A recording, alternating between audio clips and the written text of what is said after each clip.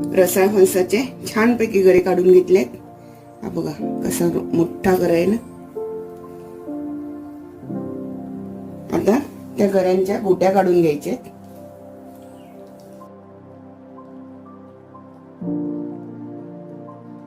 आपल्याला या गऱ्यांचा रस काढायचा, त्यामुळे मी चाळणीवरतीच घेते.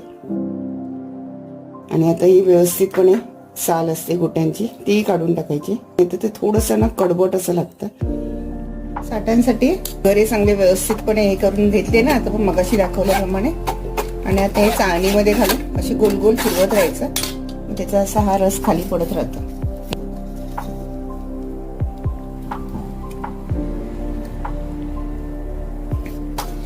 चमच्याने छान गोल फिरवत राहायचं. हा चोथा आपल्याला घ्यायचा नाही, हा फेकून द्यायचंय. छान गाळून झाले आता आपला.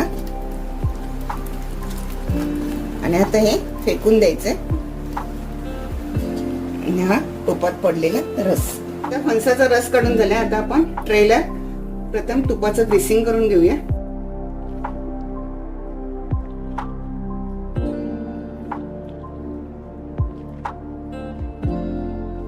परातीलाही घेते.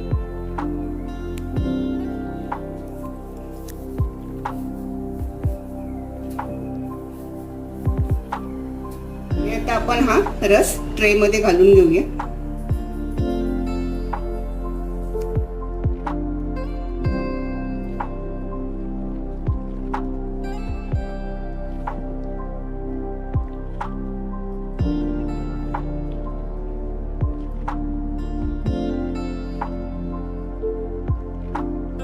ही साठ कडेने सोडून घेऊया आपण व्यवस्थितपणे.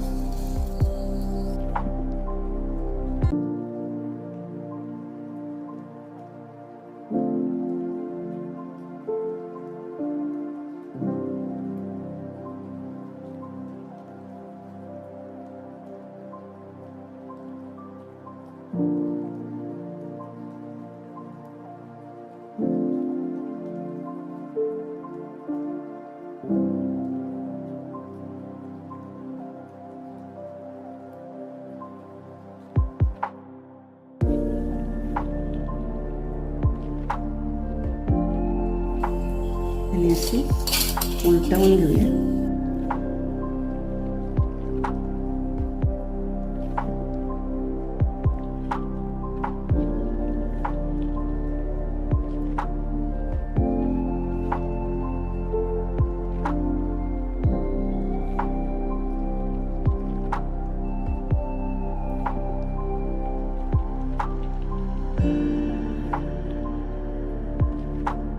आता परत 2 दिवस यांना कडक उन्हामध्ये सुकूया. आणि फणसाची साठ फणसपोळी खाण्यासाठी मग तयार. व्यवस्थितपणे सुकवायची. अजून 2 दिवस यांना मी ऊन देणार आहे. आणि सुकली का मग डब्यात भरून ठेवायची. हा आमचा कोकणचा मेवा.